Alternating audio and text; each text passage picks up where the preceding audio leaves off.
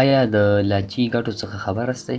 که غواړئ د لاچي ګټو څخه ځان خبر کړئ نو په دې ویډیو کې راسره مل شئ او زموږ د یوټیوب چینل نیچر ویو طبیعت څپې درسره سبسکرایب کړئ او د فیسبوک پیج مو هم درسره لایک او د ملګرو سره یې شریک کړئ ترڅو له دغسې ویډیوګانو څخه خوند واخلئ. لاچي چې ځینې کسان یې هیل بولي په افغانستان کې د نورو خوراکونو او څښاکونو ترڅنګ په شین چای کې ډیره کارول کیږي چې شین چای خوشبودار او خوندور کوي. د دې ترڅنګ لاچي په نورو خوراکونو کې د ذایقې د ښه کولو لپاره کارول کیږي خو لاچي یا هیل د ذایقې ترڅنګ نورې ډیرې ګټې لري. اول، د خولې بدبوی له منځه وړي، ټوخی او اډکې پای ته رسوي. دوهم، د کولمو سوزش په هاضمي سیستم کې ستونزې، د سینې سوزش او استفراغ له منځه وړي.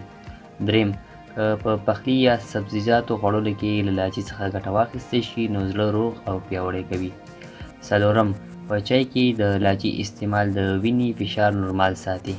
پنځم، په یو ګیلاس شیدو کې د ګوتې د بند په اندازه میده شوی لاچي واچوئ او ویې څښئ. د وینې له کموالي څخه به وژغورل شئ. شپږم، که قبض ناروغي ولري او له لاچي څخه ګټه واخلئ نو قبض به مو پای ته ورسیږي.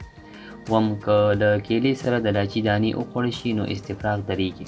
اتم، د غاښ درد کموي. یو دانه لاچي راواخلئ او کوم غاښ مو چې درد کوي په هغه ځای کې کلک ونیسئ، درد به مو آرام شي. نهم، لاچي په وزن کمولو او یا هضم نورمال ساتلو کې مرسته کوي.